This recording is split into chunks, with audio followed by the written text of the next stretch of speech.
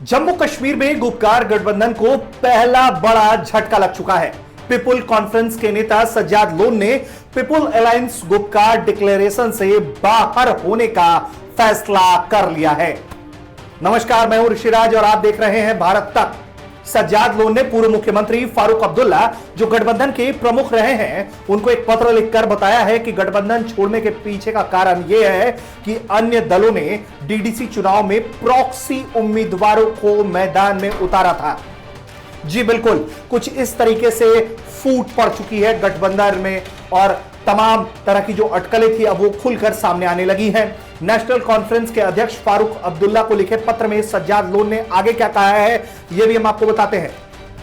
उनका कहना है कि हमारे लिए यह मुश्किल है कि हम यहां बने रहें या फिर दिखावा करें, जैसा कि कुछ हुआ ही नहीं। साझेदारों के बीच विश्वास का उल्लंघन हुआ है, जिसे हम मानते हैं कि यह समाधान से परे है। जी बिल्कुल, हमारी पार्टी में ज्यादातर लोगों का मानना है कि हमें चीजों में गड़बड़ होने का इंतजार करने के बजाय सौहार्दपूर्ण तरीके से गठबंधन से बाहर निकल जाना चाहिए। और मैं इस बात की पुष्टि कर रहा हूं कि अब हम जो हैं वो पीजीडीए गठबंधन का हिस्सा नहीं बनेंगे। मतलब जो गुपकार गठबंधन था वो कहीं ना कहीं अब टूट चुका है।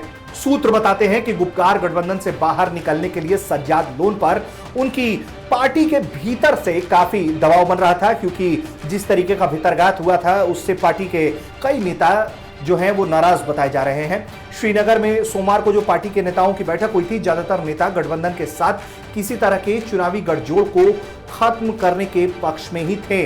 मतलब साफ था कि नेता नहीं चाहते थे कि अब जो है वो गुपकार अलायंस, जिसे बीजेपी गुपकार गैंग का नाम देती है, उसके साथ वो आगे कंटिन्यू करें। हाल ही में जो डीडीसी चुनाव में हुए थे उस पर टिप्पणी करते हुए पत्र में सज्जाद लोन ने कहा है कि इस गठबंधन को त्याग की जरूरत थी। हर पार्टी के साथी सहयोगियों को जगह देने को लेकर जो है उस पर जमीनी स्तर पर त्याग करने की जरूरत थी, लेकिन कोई भी पार्टी इस त्याग को, इस जगह को देने को तैयार नहीं थी और किसी भी पार्टी ने जो है वो त्याग नहीं किया, जिसके कारण जो है ये डीडीसी चुनाव में जो है जिस तरीके का जो चोट दिख रहा है वो सामने उभर कर अब आ रहा है कि किस तरीके से बीजेपी का जो है कश्मीर के अंदर उभार हुआ है। कई जगहों पर उसे अच्छे वोट मिले हैं। हाल ही में पीपुल कॉन्फ्रेंस के इमरान रजा अंसारी और अब्दुल गनी वकील जैसे नेताओं ने एनसी और पीडीपी के साथ चुनावी गठबंधन में रहने के अपने फैसले पर सज्जाद लोन की जो है वो खुलकर आलोचना भी कर दी थी। मतलब उनकी जो पार्टी है वो कम से कम इस बात को लेकर साफ तौर पर मान रही थी कि ये कहीं ना कहीं गठबंधन जो है